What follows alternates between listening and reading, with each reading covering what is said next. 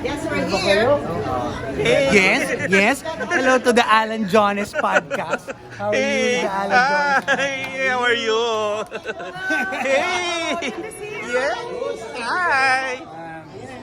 Congrats Okay, sa sa Alan wall. Jones podcast for Hindi na podcast. having 5 million followers on YouTube.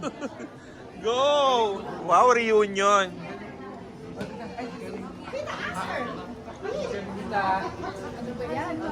Anak. Nice to see you. Ano tayo, usap tayo mamaya. Kayo muna, sorry. Hi, Bando! Ay, teka. Hindi kaya. Atras lang tayo ng konti.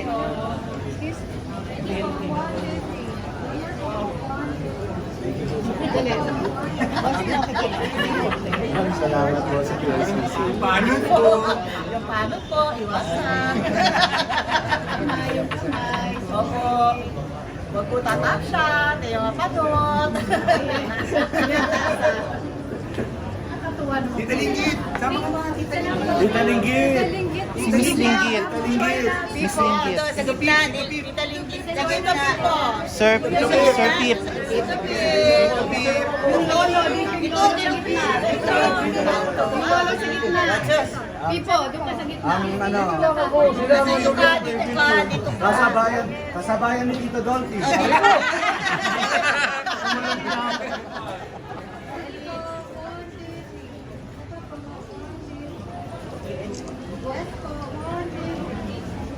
Dito rin. Oh, mga panot, maiwasan. Interview din po. Teka pa interview saglit. Interview po, buhay ng cast.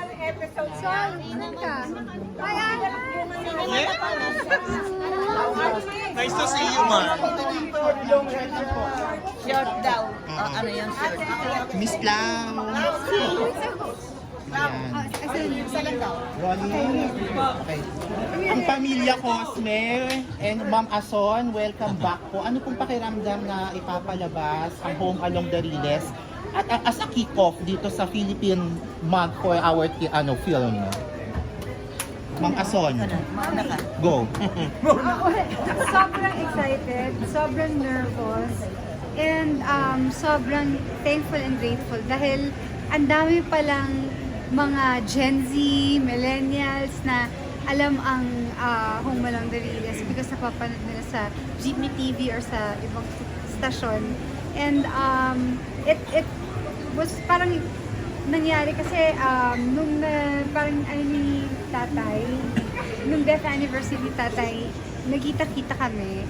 And lahat kami July celebrants. Yun na, dire-diretso na magkasama kami all the time. So, solid na kami. Hindi na pa kami pwedeng i-break from now on. Ma'am Nova, si Azon. Yes. Ano pong pakiramdam? For so many years, no? Almost, ano ba, 20? 20 20 years na kami nang matapos ang Home Along the Riles. And then suddenly, eto, nagkita-kita kami. Amazing! Yeah! Mga binata at dalaga at may mga babies na sila. Ang aking mga anak-anakan. You know, it's so interesting and talagang nakakamiss silang lahat.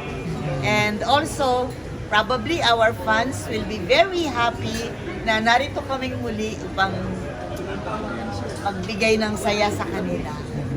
Thoughts lang po, ma'am, kung sino pong gusto sumagot, yung legacy ni Sir Dolphy at ng Home Along the Riles sa Philippine comedy at pop culture in general. Sir Vandolph, bilang anak ni... I'm from the Backstreet Boys.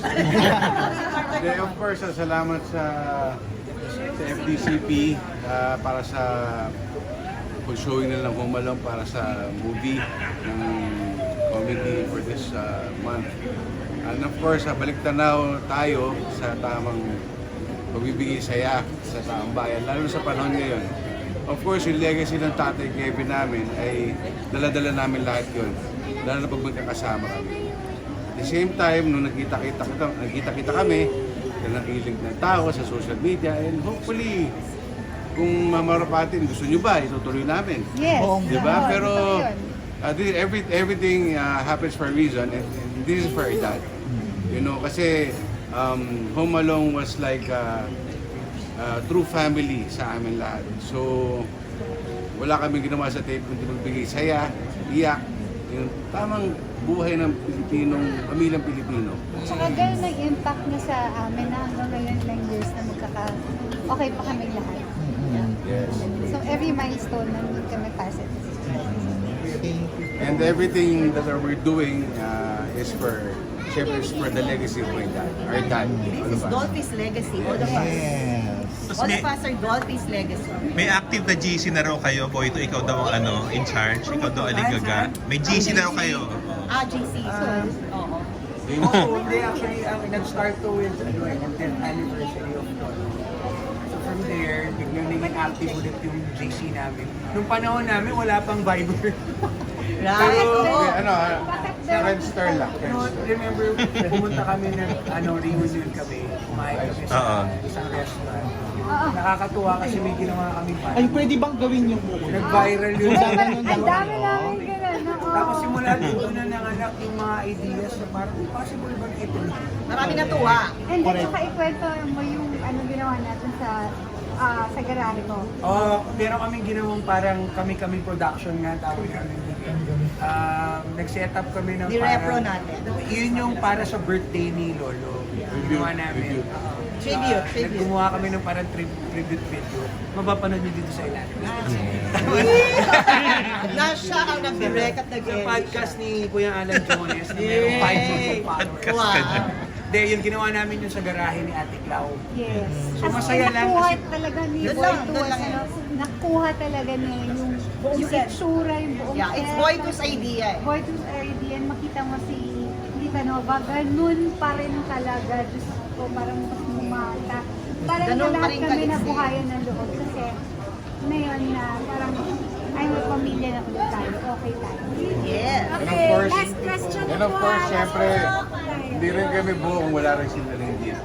Ay, oo nga. Tumutulong sa akin ng kita. Guys, Missing Guys, kita. guys, Siya pa rin ang Siya po ang nag-guide sa kaedad akin. ng tatay ko. Si Tita Linggit ang